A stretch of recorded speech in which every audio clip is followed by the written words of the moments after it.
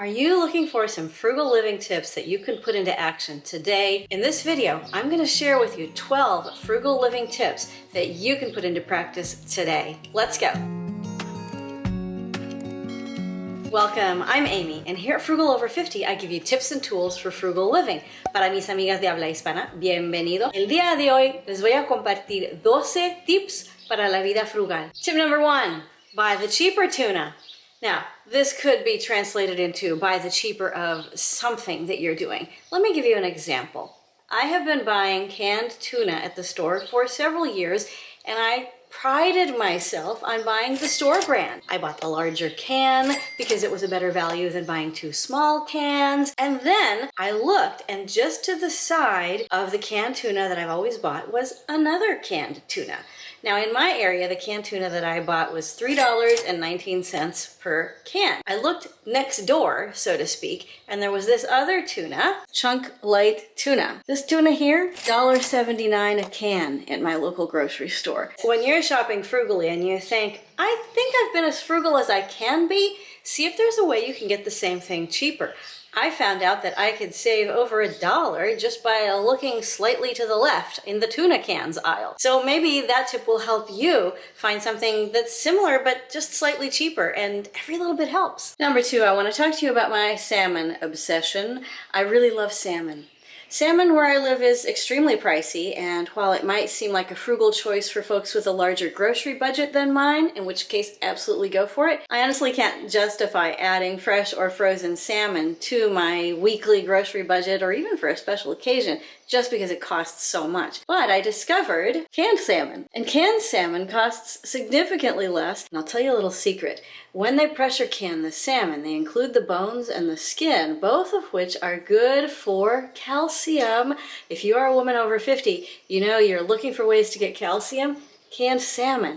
So it has health benefits and it has budget benefits. It's frugal in a couple of different ways. Try it out. Now I want to take a minute to thank one of my favorite apps. This is not a sponsored video, but I love Fetch. Fetch is an app that helps me use my regular frugal shopping to get even more frugal shopping or to buy little treats. So here's what I do. I'll go and buy my tuna and my salmon and my other things, and then I will scan my receipts into the Fetch app. Then I upload them and it adds up points. And as the points build up, I can trade those points in for gift cards, which I can use at my favorite coffee shop or use to buy more tuna or salmon or whatever I would like. If you sign up with Fetch using the code that you see in the description box below this video, you will get $2 today towards your next gift card, which you can use to buy more tuna or salmon or a fancy coffee.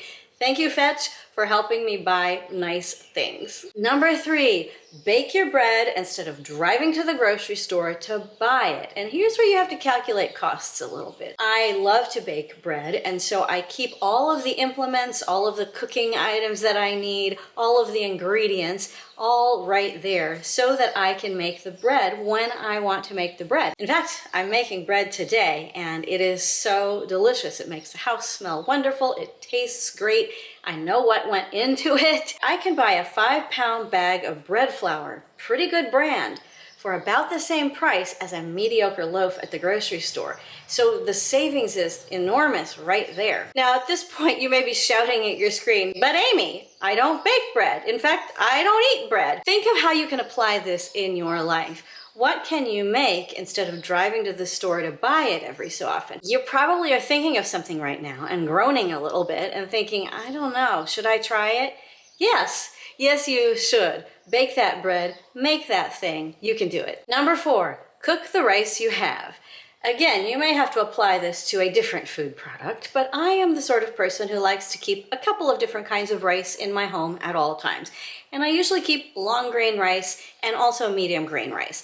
I use them for different purposes and I cook them in different ways. This idea came to me because recently I ran out of long grain rice and I thought, do I want to restock my long grain rice yet? I've got like a 20-pound bag of the medium grain to get through.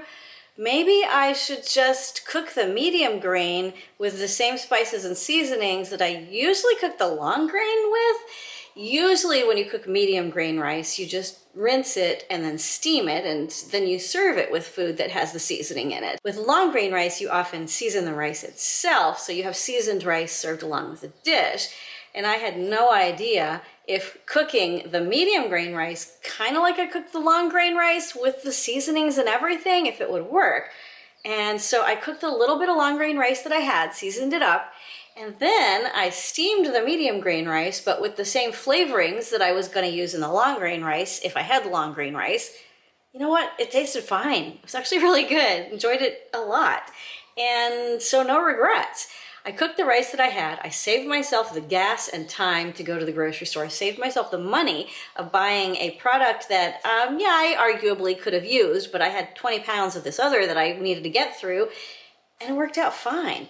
Now, if you don't eat rice, there's probably something else in your house that you're thinking, yeah, I don't have that, but I have this, and I bet I could make it work. If you spend a lot of time reading cookbooks and recipe books, you'll know that a big feature of reading recipes and learning how to cook is innovating using what you have. And this is a way to do that and save money and be frugal. Number 5, be organized but not strict. To give credit where credit is due, I learned this tip from YouTuber Cecilia Blomdahl, who vlogs about her life on the island of Svalbard, which is between Norway and the North Pole. And a lot of people ask, is it pricey to live there? And she gave a video of her budget, which I'm going to link down below because I strongly recommend that if you are watching this video, you go and watch Cecilia's after this, because she talks a lot about why it costs a lot of money to live on Svalbard and how they make it work in their budget. And she says, I like to be organized, but it's not fun to be strict. And I love this. When I think about my desk, when I think about my work, and I think about being organized in my frugal life, organized with my budget, organized with my cooking, organized with my organization, organized with how I do my job so I can keep money coming in. That's great. It's fun. It's empowering. When I think about being too strict and getting too detailed and trying to make 0 mistakes and never having any opportunity to learn something new because I'm always being so tight and so strict with myself, that's certainly not fun.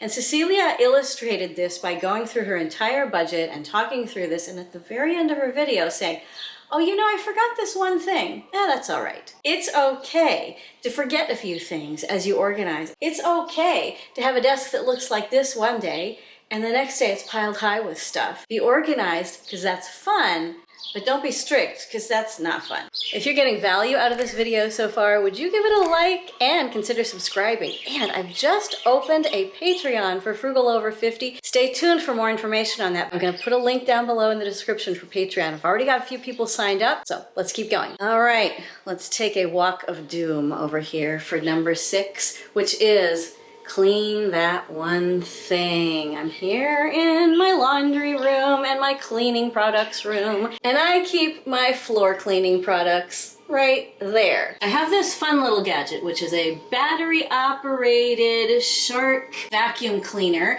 and then I have a Shark pocket mop of the various things that I need. Then I have a backup Swiffer and the good old-fashioned broom and dustpan. So to say that the floor cleaning chore makes me happy would be wildly overstating the case. I do not enjoy cleaning my floors, but I say clean that one thing because I know that when I clean my floors, everything in my life just seems to work better.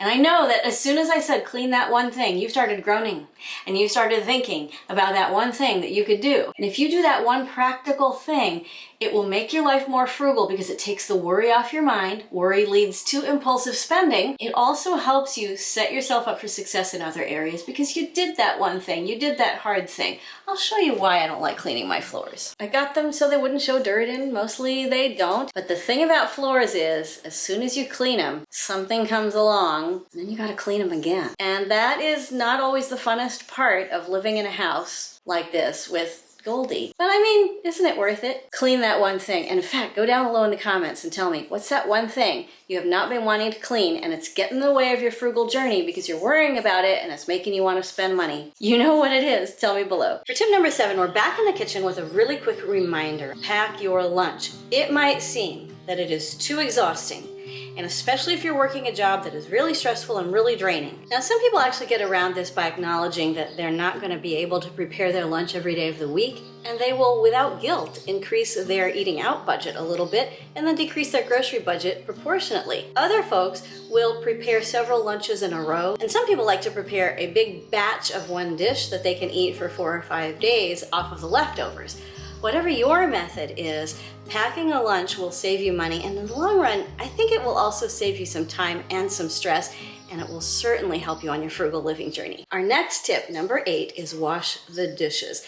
If you don't have a dishwasher, wash them yourself. If you have a dishwasher, load it up and wash them. Here's what happens. This is my sink. It is not very full of dishes. Do you want to come into a kitchen that looks like this and start cooking? I'm gonna guess your answer is like, I probably have to clean before I can cook. If I have to clean before I can cook, it takes time. I'll just order something delivered. It will be fine. And you know, it probably would be. But what happens when your kitchen looks like this? Is this a kitchen you could cook in? I bet it is. And so wash those dishes because it gets you started on a path to cooking for yourself, using all the food that you have, instead of going out and ordering delivery. Cleaning the dishes, it's a frugal thing. Number 9, I come to you to say that it is okay to worry and it's okay to appreciate, and to suggest that as part of your frugal living journey, plan for 1 hour where you can worry, where you can freak out, where you can have all the bad feelings about everything. 1 hour. And put a boundary around that 1 hour so that if it's before that 1 hour and you start to worry, you say, no, it's not the worry hour yet.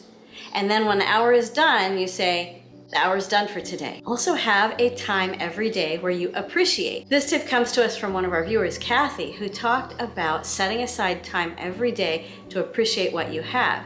And I like the bookend of, I'm gonna set aside time to worry and freak out. Outside of that time, I'm just gonna live my life, because there's probably not much you can do about whatever you're worrying about right now. But you can worry about it for an hour, live your life for the rest of the day, and then set aside time where you can appreciate yourself, all of the wonderful things that you've done, everything that you have, all the people who love you and who you love, and have an appreciation hour. A worry hour, an appreciation hour. Try it. Let's go back into the deep recesses of my kitchen for number 10, which is unplug appliances. I don't unplug this guy. I leave the refrigerator and freezer plugged in. This oven, I'd have to pull out of the wall to unplug it. It stays plugged in. However, I leave the microwave unplugged most of the time. Sometimes I forget. That's fine. I leave the espresso maker unplugged. I leave the rice cooker unplugged. I leave the toaster unplugged. And I leave the air fryer unplugged and down below in a cabinet. It's a small frugal habit that I got into several years ago, and I'm really proud of it because when I look at my unplugged appliances, it puts me into a frugal mindset, and then I think about how I can be frugal in other ways of my life. So what is one little frugal thing like unplugging your appliances that you can do today? Tell me your choice down below in the comments. Number 11, check your subscriptions if you haven't done so in a while. If you're a frugal person, you probably check your subscriptions every few months just to make sure you still want/need the subscriptions that you have. I maintain several subscriptions and I would not be without them. But I recently got an email notification about an annual subscription that I had forgotten that I had, honestly, because it came up annually. And I thought, I don't need this one. And so I've unsubscribed and I'm saving myself like $160. It was an expensive one that I used to need, but I'm not gonna need it going forward. And I'd like to recommend that you try the same thing. If you think to yourself, oh, I go through my subscriptions regularly. I know, I did too. But try it again today. Just go through. See if there's anything that you've missed, anything that you could swap out for something a little cheaper, anything that you don't need. Try it and see how much money you save. Number 12, have a hobby. I'm sitting in the room dedicated to side hustles and hobbies in my house. Whether or not you have a room that you can dedicate to things that you love, at least have a life that you can dedicate to things that you love. Let me show you a few. Plants. A big feature of the home, working out, music, and as you may recall, I recently discovered a love of puzzles. Now I don't know if I have the courage to tackle this one with 1,000 pieces. What do you think? Should I give her a go? I don't know. But having a hobby ensures that you have something to do with your time that is lovely and creative and that feeds your soul and helps you to see life with a better and more frugal mindset. I want to share with you a quote from tennis great Serena Williams, who has accomplished so many things in her life and who said this about frugal living. I'm so frugal, you wouldn't believe it. Wherever you are on your frugal living journey, take the next frugal step put into action that next frugal tip because you can do it, you're not alone, and I am so proud of you. Live frugally today. Change your life as you go, and together we will change the world. I'll see you again soon. Nos vemos pronto. Bye!